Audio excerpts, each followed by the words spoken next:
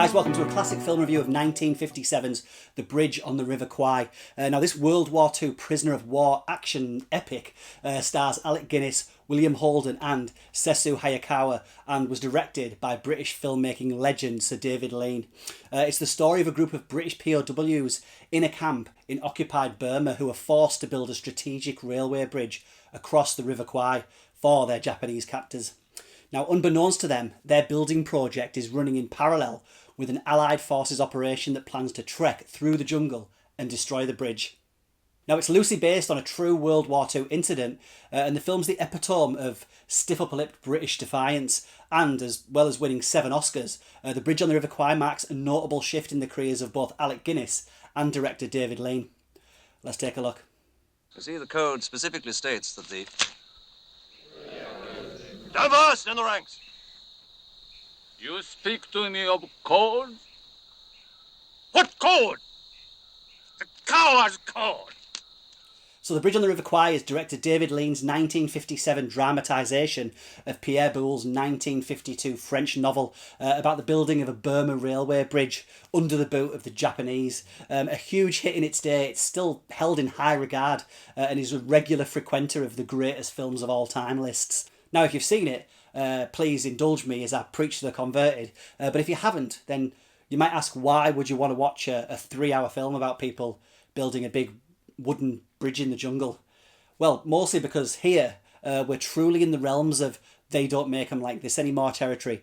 A film crew shooting on location with Sri Lanka standing in for Burma, a bridge built out of actual wood and not pixels in a computer.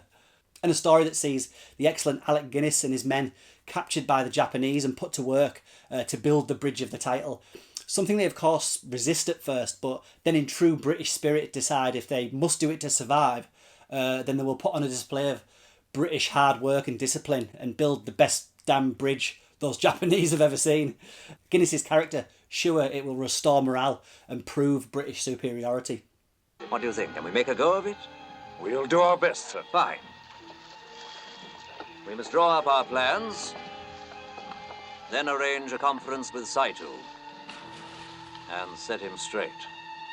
Now, the genius of the movie, of course, lies in 2 key areas. The first being the emotional chess match between Guinness's Colonel Nicholson and his opposite number, and the senior officer of the POW camp, Sessue Hayakawa, who plays Colonel Saito. Hayakawa is awesome here, and I'll talk more about him in a moment or two.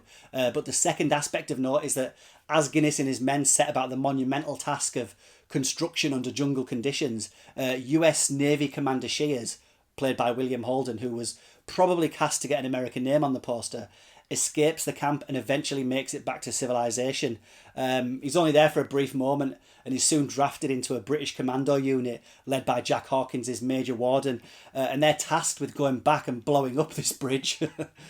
Our chief problem is lack of first-hand knowledge. You see, none of us have ever been there.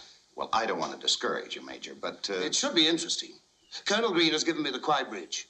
I'm going to take a team in and blow it up.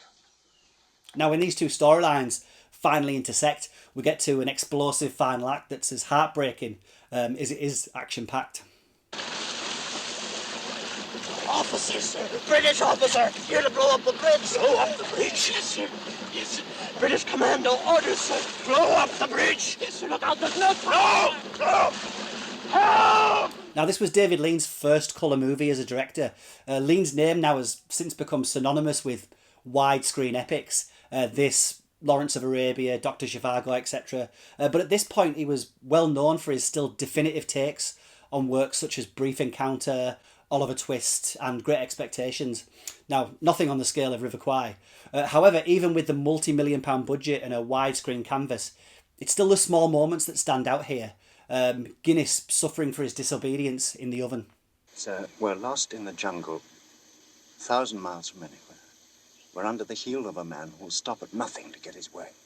But don't you see, it's a matter of principle. If we give in now, there'll be no end to it. No. Colonel Saito's frustration at the thought of not being able to carry out his strict orders from the authoritarian regime back in Tokyo, and the unacceptable disgrace this would mean to a Japanese officer. You are defeated, but you have no shame. You are stubborn, but have no pride. You endure, but you have no courage. I hate the British. As well as a glorious centrepiece moment as Saito and Nicholson take a sunset walk on the freshly completed bridge. Now, arguments have been made that Nicholson's obsession with completing the bridge essentially makes him a Japanese collaborator, and he certainly becomes obsessive about it, rallying his men to work with little food under harsh conditions. Now, with over 6 decades of hindsight, some of Bridge on the River Kwai's themes may not be as subtle as they once appeared. Although the Japanese are portrayed well, it's made clear that the British are able to build a far, far better bridge, and you may roll your eyes at the American character, reluctant to get involved in the fighting initially, but ultimately rolling in to save the day. This is just a game, this war. You and that Colonel Nicholson, you're two of a kind, crazy with courage. For what? How to die like a gentleman, how to die by the rules, when the only important thing is how to live like a human being.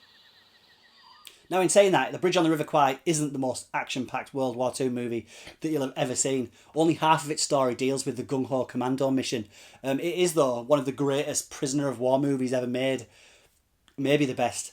It avoids painting the Japanese captors as evil villains, something that would not have happened if this had been set in a German-run concentration camp, I'm sure.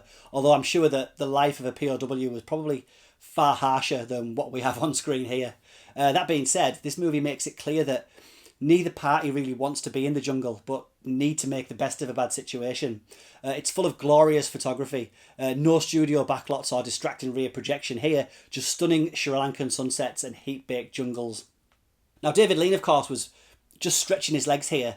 He'd have a quick break, then spend 3 years filming across Jordan, Spain and Morocco for his magnum opus, Lawrence of Arabia, and his name has been associated with epic cinema ever since. Likewise, I think Alec Guinness, who at the time was a staple of Ealing comedies such as The Lavender Hill Mob and The Lady Killers, would team up with Lean again in Lawrence of Arabia and Dr. Zhivago, but would also go on to work in such big budget affairs as The Fall of the Roman Empire and Cromwell. Now, Bridge on the River Kwai is epic, of course, but it's arguably more accessible and something with the breadth of Lawrence of Arabia, and that's why it's become a staple viewing on Boxing Days and New Year's Days and other bank holidays in the UK, certainly. And of course, we can't not mention the iconic theme tune, the Colonel Bogey March, that's hummed throughout the movie and became as famous as the film itself. And the tragic irony of Bridge on the River Kwai's central premise of construction and destruction is played out in one of cinema's most famous ambiguous endings that showcases how war is not only hell, but madness. Go check it out. Madness. Madness.